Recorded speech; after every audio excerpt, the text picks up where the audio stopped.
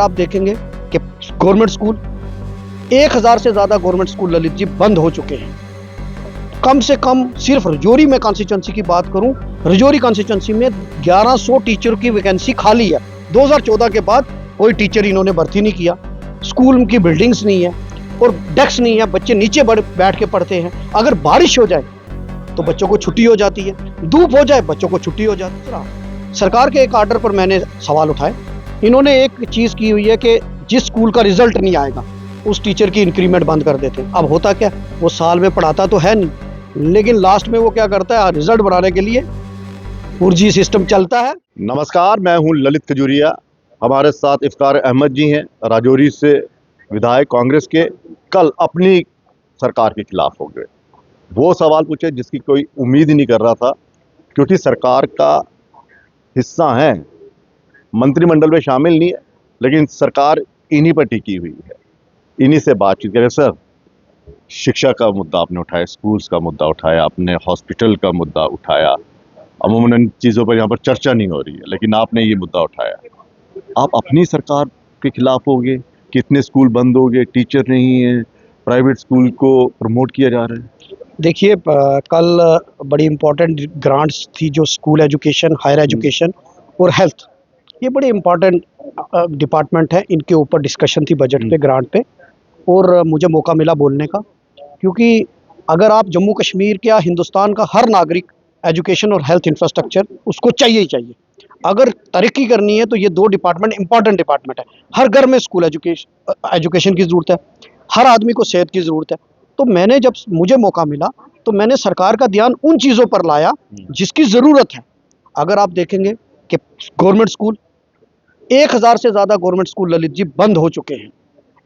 कम से कम सिर्फ रजौरी में कॉन्स्टिट्यूंसी की बात करूं, रजौरी कॉन्स्टिट्यूंसी में 1100 टीचर की वैकेंसी खाली है। 2014 के बाद कोई टीचर इन्होंने भर्ती नहीं किया। स्कूल की बिल्डिंग्स नहीं है और डेस्क नहीं है, बच्चे नीचे बैठ के पढ़ते हैं। अगर बारिश हो जाए तो बच्चों को छुट्टी हो जाती है, धूप हो जाए बच्चों को छुट्टी हो जाती है। खाना बनाने के लिए आप जो कुक रखते हैं उसको आप 500 की सैलरी देते हैं। तो सरकारी स्कूलों की हालत ये है।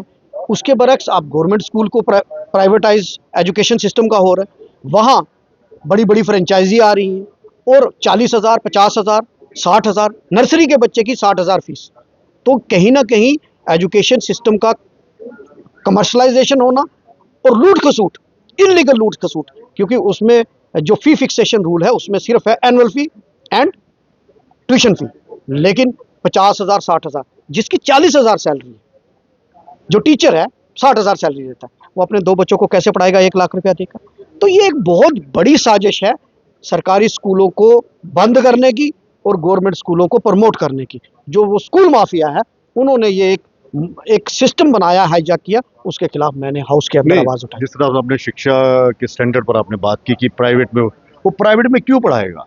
अगर सरकारी स्कूल में अच्छे टीचर्स मिल जाएं, अच्छा सब कुछ हो, और आपको नहीं लगता है कि एक कानून लाना चाहिए, जितने भी सरकारी लोग यहाँ पे मुलाजिम हैं वो अपने एक बच्चे को सरकारी स्कूल में पढ़ाएं? बिल्कुल, मैं आपकी बात से सहमत हूँ, क्योंकि सरकारी स्कूलों की जब हालत ही खस्ता है तो वो प्राइवेट स्कूल को प्रमोशन मिल रही है। और दूसरा, सरकार के एक आर्डर पर मैंने सवाल उठाए।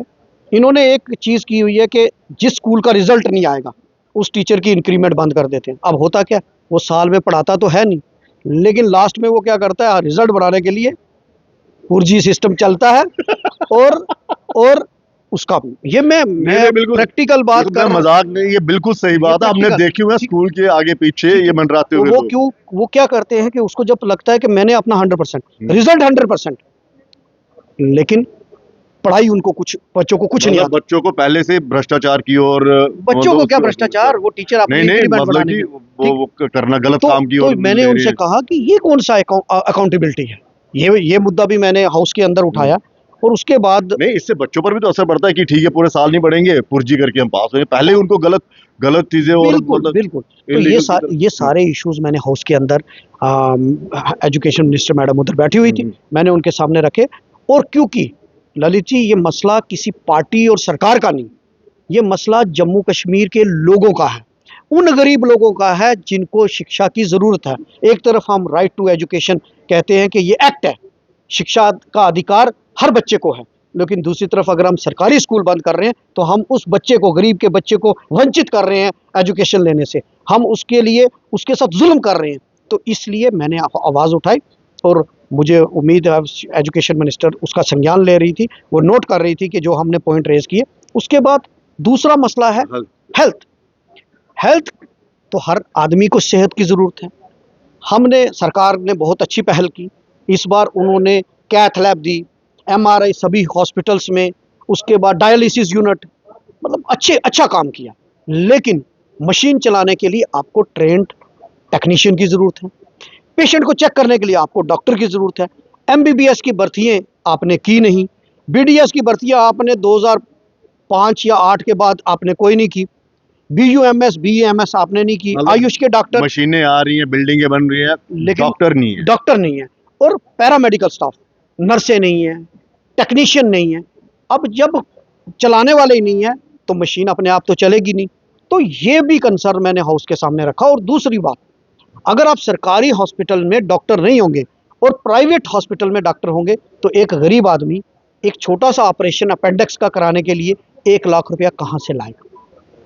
तो कमर्शलाइजेशन को रोकना होगा, प्राइवेटाइजेशन को रोकना होगा अगर इस देश को, क्योंकि हम वेलफेयर स्टेट है, यहाँ हमें इन चीज़ों को रोकना होगा। हमें मुफ्त इलाज लोगों को देना होगा और मुफ्त शिक्षा देनी होगी, तभी इस देश का विकास हो सकता है, तभी हमारे जम्मू कश्मीर का विकास हो सकता है। इस पर मैंने हाउस के अंदर बात की। आपने ये मुद्दा उठाया कि यहाँ पर आयुष्मान भारत के तहत जो कार्ड बने थे, अब कई प्राइवेट हॉस्पिटल्स ने अल्टीमेटम दिया था कि अगर हमारी पेमेंट नहीं हुई तो प्रधानमंत्री के जो आयुष गोल्डन कार्ड चल रहा है वो हम यहाँ पर चलाएंगे, बंद कर देंगे। देखिए, वो एक सरकार की स्कीम थी कि 5 लाख तक का इलाज जो है ये आयुष्मान का भारत, जो आयुष्मान प्रधानमंत्री आयुष्मान कार्ड के तहत लोगों को इलाज मिलता था। लेकिन उसमें भी मैंने देखा था कि उसमें भी एक स्कैम है। मैं ये कहूँगा कि वहाँ आप, ठीक है, उसमें गरीब लोगों को कुछ फ़ायदा भी हुआ, लेकिन वो भी प्राइवेट हॉस्पिटल वालों ने एक सिस्टम बना लिया पैसे कमाने का।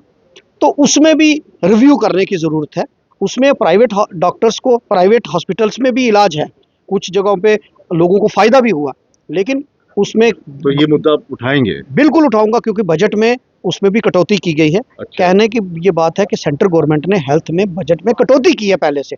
जब कटौती करोगे तो पेमेंट नहीं आएगी, तो वो कार्ड। अच्छा सर, सारे विधायक मैं देख रहा हूँ, ठीक है, आपने हेल्थ का इशू उठाया, एजुकेशन का भी उठाया, आप सारे उठा रहे हैं, कोई इंडस्ट्री लेकिन राजौरी में 17 लोगों की डेथ हो गई, ठीक है, वो मुद्दा यहाँ पर किसी ने नहीं डिस्कस किया। आपने मेरी स्पीच सुनी? नहीं, चलिए मैं वो कह रहा हूँ, लेकिन वो देखिए जो प्रेशर डालना चाहिए वो ये कि मौत किस कारण हुई, पोस्टमार्टम की रिपोर्ट क्यों नहीं आ रही, क्या ऐसा कुछ छुपाया जा रहा है?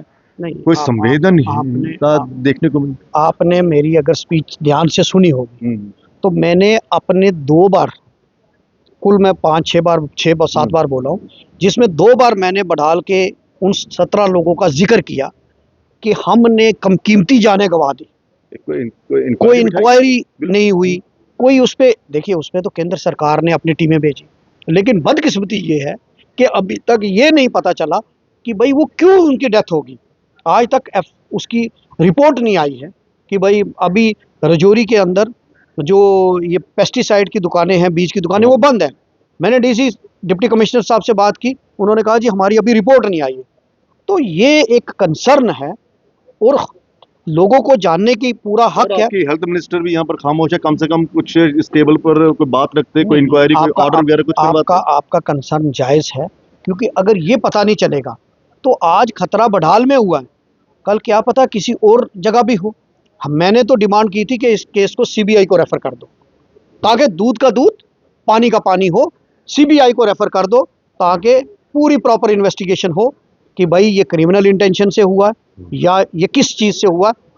सीबीआई को केस, मैं आज आपके माध्यम से डिमांड करता हूँ कि इसको, नहीं, हाउस में भी मैंने कहा, ठीक, सीबीआई वाला बोला क्या है? नहीं, मैंने अपने भाषण में मैंने ये बात कही और आगे भी मैं कहूँगा कि इस मसले को सीबीआई में। चलिए सर, आप जैसे विधायकों की ज़रूरत है, जो ये नहीं है कि सरकार की चापलूसी करते रहे, कम से कम सवाल तो उठा रहे हैं अंदर बैठ के। चलिए, बहुत बहुत शुक्रिया।